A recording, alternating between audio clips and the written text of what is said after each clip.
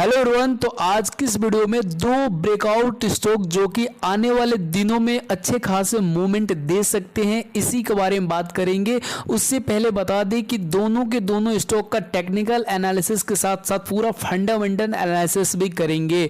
तो जो सबसे पहला वाला स्टॉक है, इसका मैं चार्ट पैटर्न ओपन कर देता हूं। इस स्टॉक का नाम है मोतीलाल ओसवाल।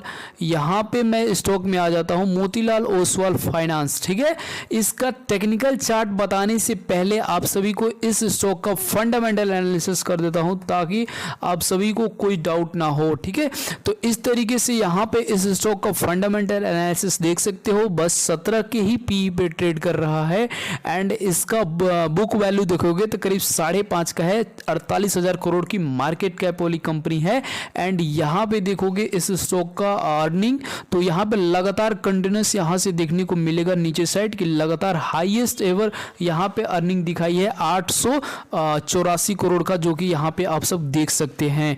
एंड नीचे देखोगे प्रमोटर होल्डिंग, यहां पे प्रमोटर होल्डिंग चेक कर सकते हैं। तो यहां पे प्रमोटर होल्डिंग अच्छा खासा 69% की होल्डिंग रखती है एंड एफआई 6.5 एंड डीआईज के पास 6% एंड पब्लिक के पास 18% है। फंडामेंटल एनालिसिस में कहीं कोई दिक्कत नहीं लगता है। इस स्टॉक की चार्ट पैटर्न एंड टेक्निकल की बात कर लिया जाए तो किस बेस पे यहाँ पे ब्रेकआउट दिख रहा है, तो यहाँ पे चार्ट को मैं जूम कर लेता हूँ। यहाँ पे देखोगे तो ये स्टॉक अपने रेजिस्टेंस एरिया को आज के दिन अभी लाइव मार्केट में यहाँ पे ब्रेक कर चुका है।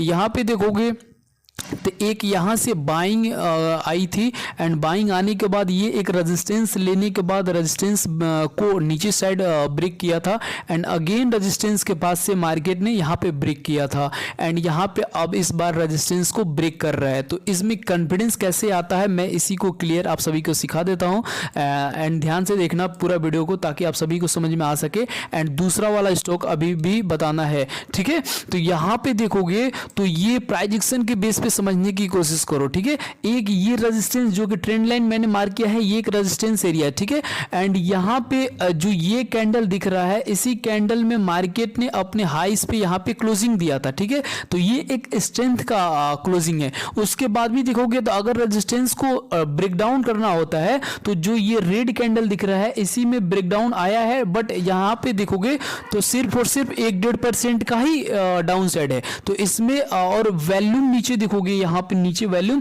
तो वैल्यूम भी कुछ खास नहीं है। यानी कि यहाँ पे जब रेजिस्टेंस के पास जब कोई भी स्टॉक सस्टेन करता है तो वहां पे उस स्टॉक की चलने की पॉसिबिलिटी काफी ज्यादा हाई हो जाती है। तो ये स्टॉक रेजिस्टेंस के पास सस्टेन करने के बाद एंड आज के दिन यहाँ पे रेजिस्टेंस जो कि एक ट्रेंड लाइन ब्रेकआउट का यहाँ पे रेजिस्टेंस जो कि 800 का एरिया था, आज के दिन इसने ब्रेक किया है। तो इस पे अब देख लेते हैं कि आने वाले दिनों में किस तरीके से टारगेट आप अपने हिसाब से डिसाइड कर सकते हो।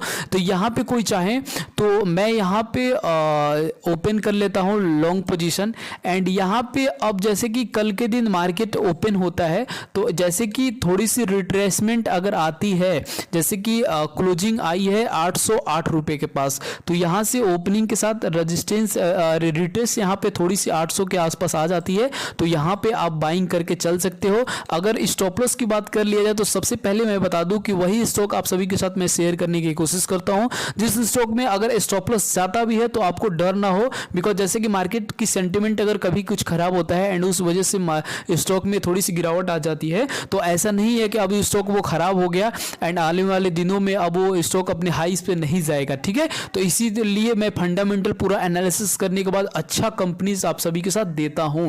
तो आप चाहो तो जैसे कि स्टॉप लॉस जाने के बाद भी वेट कर सकते हो, बिकॉज ऐसे अच्छी कंपनी है। बाकी अगर कोई स्टॉप लॉस के साथ ट्रेड करना चाहता है तो उसके लिए मैं बता दूं तो यहाँ पे आप छोटा सा अगर कोई स्टॉप लॉस रखना चाहता है तो यहाँ के नीचे यानी कि करीब 4.5% का स्टॉप लॉस के साथ यहाँ पे 1:2 यहाँ पे मैं लगा लेता हूँ 1:2, यानी कि यहाँ तक का टारगेट 880 रुपए तक का टारगेट ले सकते हो। या फिर अगर कोई चाहे तो थोड़ा सा बड़ा स्टॉप लॉस लगाता है जैसे कि उसका स्टॉप लॉस ट्रिगर ना हो, तो यहाँ पे 6-6.5% का स्टॉप लॉस 748 रुपए के आसपास स्टॉप लॉस आएगा। मात्र छोटा सा स्टॉप लॉस लॉस है एंड उसके अगेंस्ट में यहाँ पे मैं करीब करीब 15% का रिटर्न निकालने की कोशिश करूंगा, जो कि 1:2.5, यानी कि अगर 1 रुपये खोओगे तो 2.5 रुपये आपको मिलने चाहिए। इस तरीके से 924 रुपये का टारगेट निकल के आता है, जो कि एक फंडामेंटल अच्छी कंपनी है, तो यहाँ से और भी ऊपर भी जा सकता है। ठीक है, तो इसी बेस पे ये पहला हमारा स्टॉक था। एंड दूसरा स्टॉक की बात कर लिया जाता है तो यहाँ पे दूसरे स्टॉक जो मैंने फाइंड आउट किया है, यहाँ पे इस स्टॉक का नाम है CDSL। ठीक है, तो इस स्टॉक का देखोगे टेक्निकल चार्ट, तो टेक्निकल चार्ट बताने से पहले आप सभी को इस स्टॉक का भी फंडामेंटल एनालिसिस थोड़ा सा शॉर्ट में मैं बता देता हूँ। बाकी मेरा पूरा ऑल इस रिसर्च मेरा डन है। इसमें देखो स्टॉक का पी तो 64 के पी पे है एंड यहाँ पे प्राइस टू बुक वैल्यू देखोगे तो 21 के आसपास 30,000 करोड़ का मार्केट कैप कंपनी का है।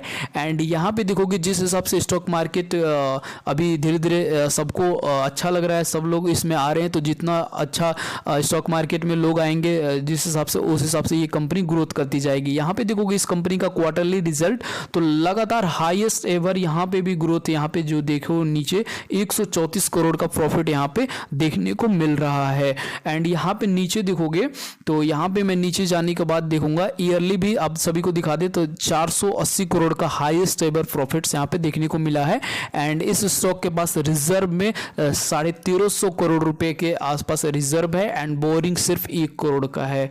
एंड यहाँ पे नीचे आ जाता हूँ तो इस स्टॉक का प्रमोटर होल्डिंग देखोगे 15% के आसपास है, जो कि एक ऐसी कंपनी है इसमें कोई दिक्कत की बात नहीं है इसमें, बट FIs एंड DIs होने चाहिए, जो कि आप देख सकते हो FIs 14% एंड DIs 24% के आसपास होल्डिंग है। इस स्टॉक का टेक्निकल के बारे में बात कर लिया जाए तो यहाँ पे देखोगे ये एक अप ट्रेंड के बाद, यहाँ पे एक रेजिस्टेंस लेने के बाद, ये अप ट्रेंड देने के बाद से, जैसे कि मैं आप सभी को इसको क्लियर करके बता देता हूँ, ध्यान से वीडियो को पूरा देखना एंड मेरा माइंडसेट एंड टेक्निकल प्राइजेक्शन किस तरीके से काम करता है उस पर आप सभी से बता देता हूँ। देखो यहाँ पे जब ब्रेकआउट आया था तो यहाँ पे इस जो मूवमेंट आया था तो इतना मूवमेंट यहाँ पे, जैसे कि मैं आप सभी को प्राइस के हिसाब से यहाँ पे चेक कर लेता हूँ, जो इस यहाँ से यहाँ तक का मूवमेंट आया था 25% का, तो ये करीब करीब 25% का, जब ये ट्रेंड लाइन, जो ये ट्रेंड लाइन दिख रहा है, ये जो ट्रेंड लाइन ऊपर से आया है, ये ट्रेंड लाइन जब ब्रेकआउट करेगा तो यहाँ से 25% का टारगेट आप सभी को 20 से 25% का इजिली आप सभी को मिल सकता है। ठीक है, तो अब देखो जैसे कि मैं इसको साइड कर लेता हूँ। अब देखो जिस हिसाब से ये पैटर्न बनाया है, ये एक सपोर्ट एरिया बन गया है इसका, जो कि डबल टॉप यहाँ से नीचे देखोगे तो नीचे सपोर्ट W बना के यहाँ से ऊपर आया है। एंड यहाँ पे देखोगे ये ग्रीन कैंडल में अच्छा खासा वैल्यूम, जो कि 10 मिलियन से 11 मिलियन के आसपास यहाँ पे वैल्यूम के साथ यहाँ पे ब्रेकडाउन दिया है, ब्रेकआउट दिया है सॉरी। तो इस बेस पे यहाँ पे मैं इसको पहले डिलीट कर लेता हूँ। एंड यहाँ पे देखोगे तो जब ये स्टॉक या तो यहीं से अपसाइड का मूवमेंट यहाँ पे से दिखाना स्टार्ट करे, या फिर यहाँ पे कुछ दिन और कंसोलिडेट रहने के बाद से यहाँ पे यहाँ इस तरीके से ब्रेकआउट दिखा सकता है। तो आप इस पे चाहो तो नज़र बना के रख सकते हो, आने वाले दिनों में यहाँ से ब्रेकआउट दे सकता है। अब स्टॉक की बात कर लिया जाए तो इस स्टॉक का आपका टारगेट एंड स्टॉप लॉस किस तरीके से रहना चाहिए, तो लॉन्ग पोजीशन में आ जाता हूँ।